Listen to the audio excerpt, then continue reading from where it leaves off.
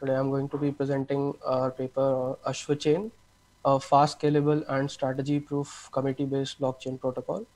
My co-authors are Anurag Jain, Sankarshan Damle, and Dr. Sujit Gujar. We are from Machine Learning Lab, Triple IT Hyderabad. So first, I'll talk about our agenda for this presentation. We'll first discuss about some overview and motivation and our proposal. Then I'll talk about our protocol, Ashwa Chain. Following that is the analysis, which includes security, scalability, and game theoretic analysis. Then we have our conclusion, and then we can have open discussion and time for questions. So, starting with the overview, we have certain limitations and motivations for making this paper. Considering Bitcoin, it is basically very slow and other concerns. We'll look at our motivation that cryptocurrencies are practically limited because of three major reasons. First is low scalability, which means that uh, the transaction throughput for cryptocurrencies are very low. Considering very most popular Bitcoin and Ethereum, we have around 5 to 15 transactions per second, which is considerably low. Then we have a second reason is low time to finality. This basically refers to the time that it takes for a transaction or a block to be considered as irreversible with very high probability. This time in Bitcoin is around 60 minutes, which is very slow for a financial platform. And the third reason is that most cryptocurrencies assume their participants or miners to be honest, which is not as practical because we know that participants can be either rational, Byzantine, or honest. So moving on, Chen and his peers used game theory to establish a trade-off between full verification, scalability, and finality duration. Here, full verification means that each participant in the network will verify each and every node, and then only any transaction can be confirmed. Scalability is basically the higher throughput and the transactions per second network can handle. And finality duration is the time to finality, which we just discussed about. So keeping this trade-off, we have our impossibility result that states that it is impossible to have a scalable, consistent, and fully decentralized blockchain. So let's talk about some background for committee-based blockchains and game theoretic analysis and models. So EOS is a committee-based blockchain and which claims to support 5,000 transactions per second, but it still has security concerns. And Dfinity is another committee-based blockchain that can support up to 40 transactions per second. Peer census is another protocol that uses similar ideas of committee, but it is infeasible to scale because of its ever-growing committee size. Talking about now game theoretic models, we have Solidus that are considered rational participants first time in a blockchain, proposing a Byzantine fault tolerance protocol for blockchain. And Yokole and his peers also provided a game theoretic analysis in consensus-based blockchains, considering rational and Byzantine players in a dynamic game.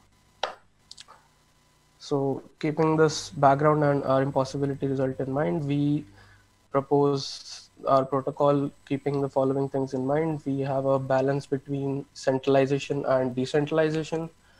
Our committee selection is getting us some centralization, and we are using similar ideas to select committee as in delegated proof of stake. Our contributions are as follows. We are proposing a new protocol, namely Ashwa chain.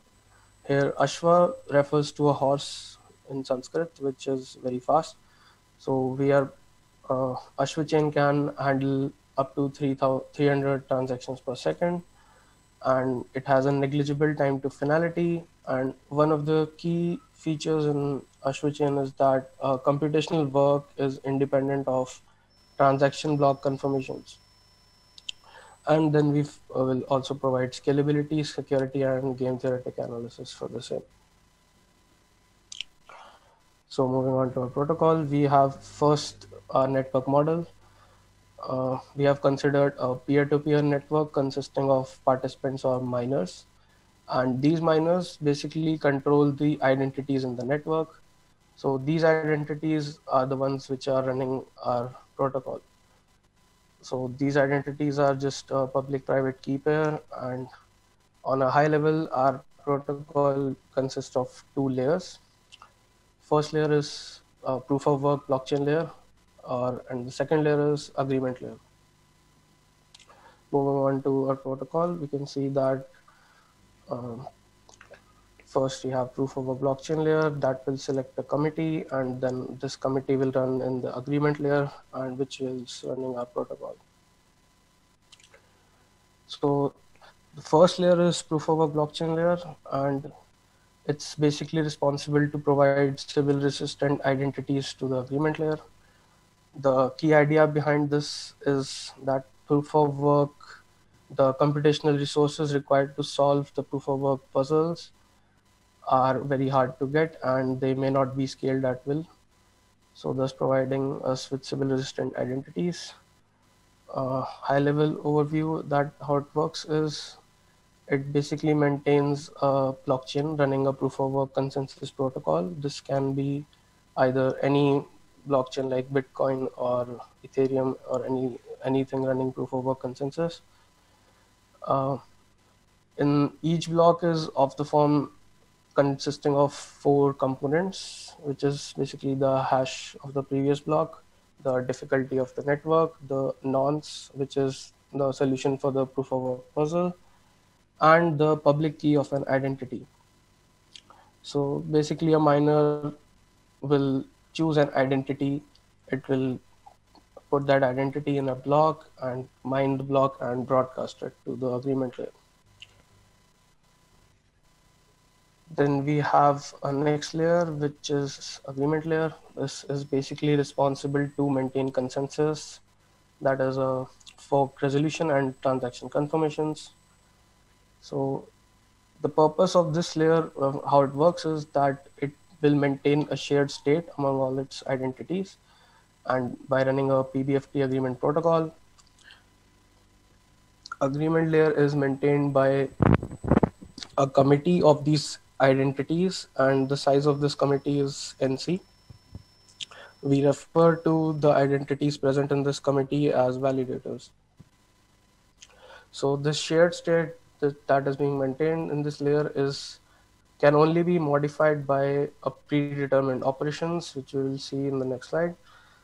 And our layer will proceed in epochs, where epoch is a certain duration of time, and each epoch is consisting of T epoch rounds.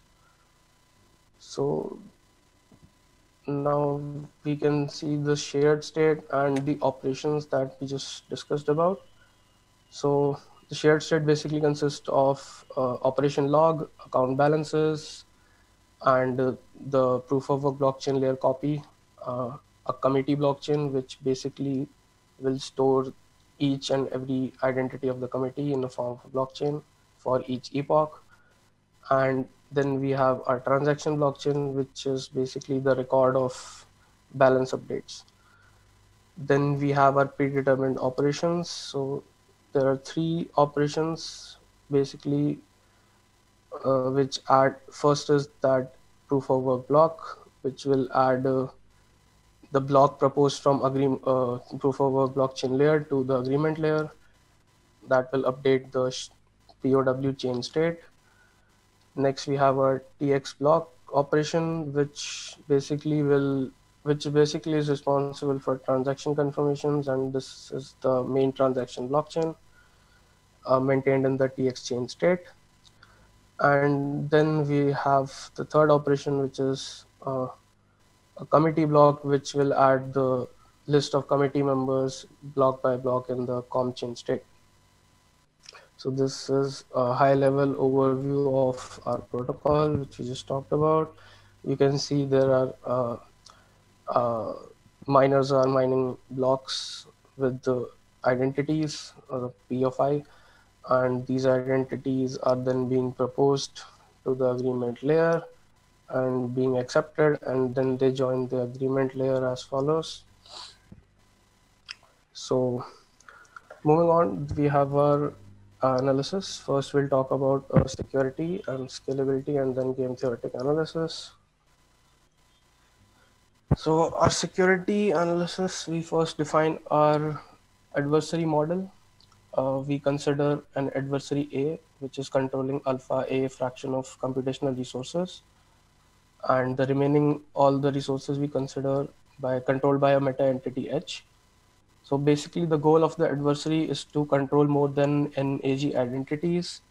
So NAG is basically the minimum number of identities required for agreement, and we consider this analysis in steady state. Steady state is basically a state where each and every parameter of the system, like uh, the number of committee members and everything, is denoted by their expected values. So first we define what is a secure state in our system. So a system will be said to be in a secure state if the number of validators controlled by an adversary is strictly less than total committee members by 3. So this is based on standard assumption because we are running PBFT protocol and it requires less than 1/3 of its nodes to be faulty. And following is we have a proposition that a system will be in a secure state with high probability depending on two variables. Basically, what is the lower bound of the what is the upper bound of alpha A, which is the fraction of adversary controlling computational resources, and the threshold for the lower bound for our committee size, which is NC. Following from this proposition, we have our following analysis, and we can see that so as we increase the amount, the fraction of computational resources by adversary, the number of committee nodes needed for a secure state with high probability increases. And this graph basically shows that minimum number of nodes required for a system to be in a secure state with 1/x probability. And we have the following parameters on screen. So this distribution, so this probability comes from a binary distribution, as one should note that the probability to mine a block will be proportional to the computational power owned by any miner in the network.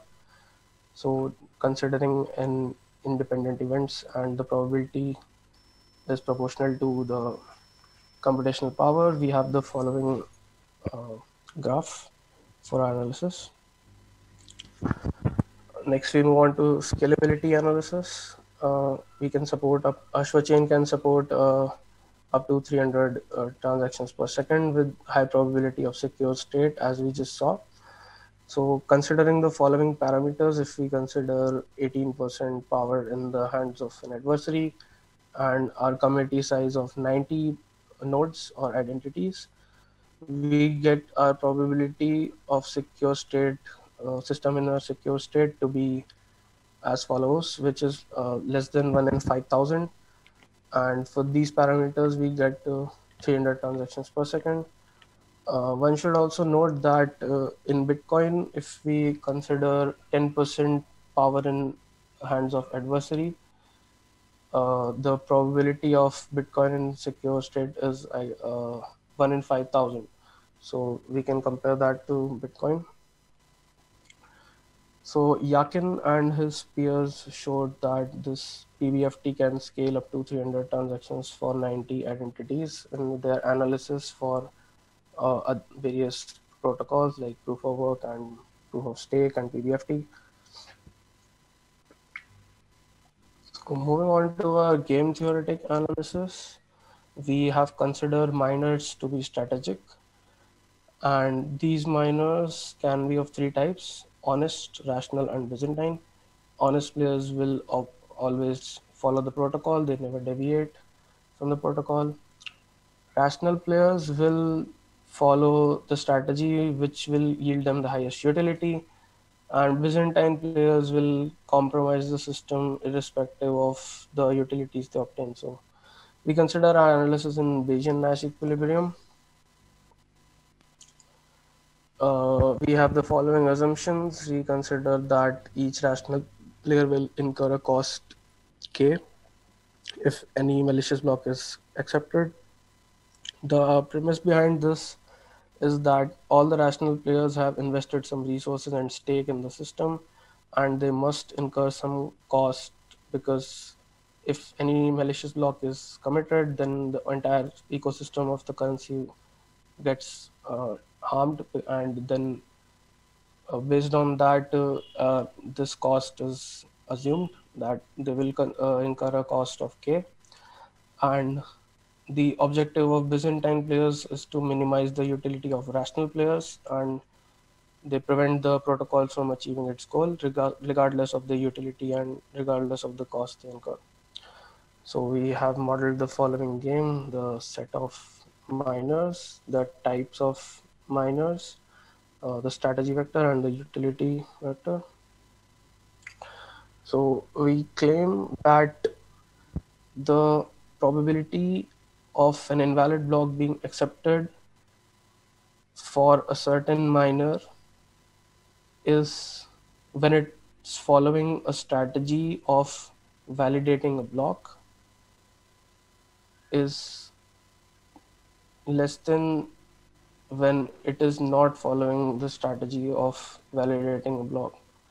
So we consider two strategies for rational players to either validate a block or not validate a block. So this is based on a certain premise that uh, just if a rational player is validating a block, the probability of invalid block being accepted must be less than when it is not validating. So keeping this claim in mind, we have the following theorem that a chain under certain conditions of Byzantine players less than committee minus agreement nodes, and the if we have the following conditions where uh, a rational player will be in a Bayesian Nash equilibrium for the strategy of always validating a block before signing it. One should also note that in a special case where honest number of blocks are greater than the required number of nodes for agreement, we have a strategy vector for Bayesian Nash equilibrium where each and every rational player will follow a strategy that they will never validate a block and always sign the block regardless of its validity. So finally, we have our conclusion. We introduced a blockchain protocol, Chain. We provided strong consistency, which is low time to finality, and high scalability, which was 300 transactions per second. Our security analysis showed that our system is in a secure state with high probability, and we also proved a Bayesian Nash equilibrium for rational players under certain assumptions for our protocol parameters. These are the references that we use in the presentation, and so thank you everyone. Now we have this time for open discussion and questions.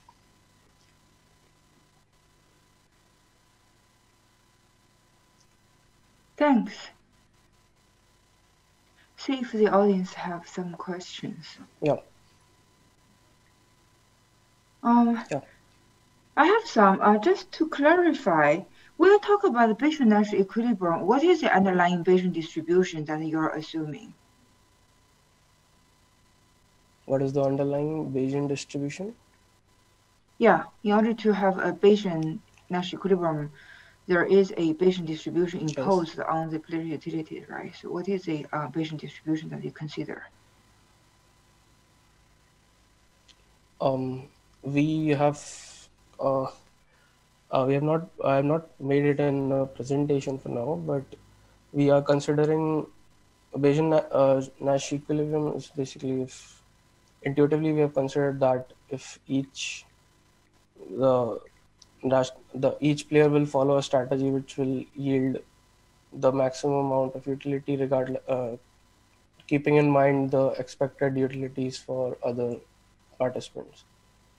And the we have only considered the utility for rational players because Byzantine players will always harm the protocol. They will only sign and propose invalid blocks, and honest players will always follow the protocol. So we have only considered the Bayesian space for rational players. Sure, I'm not concerned about the malicious player, but for rational players, sounds like if you're not imposing a distribution on the utilities, you're considering a Nash equilibrium. It's not a Bayesian setting, right? The players may have strategies may be deterministic or randomized. Therefore, you're considering expected utility, but the expectation is taken over the randomization of the strategies, not on the state of the world, which affect the utility. So that's a mixed Nash, not a Bayesian setting. Just want to clarify. Yeah, I think you're right. Yes.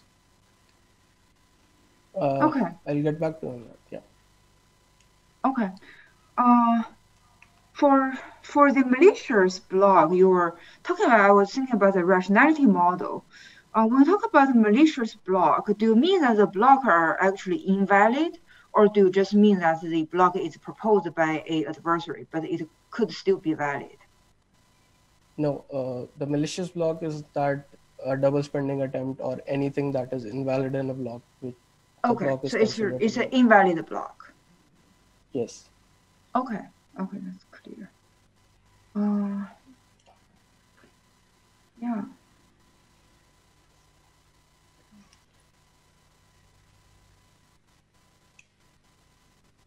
So for Okay. the So yeah, we could defer other questions to Q&A and see if there are more later. yes, of course. Yes, sure. Yeah, thanks for the talk. Yeah. So Thank you. we will resume in 5 minutes, in 7 minutes. Okay. Yeah.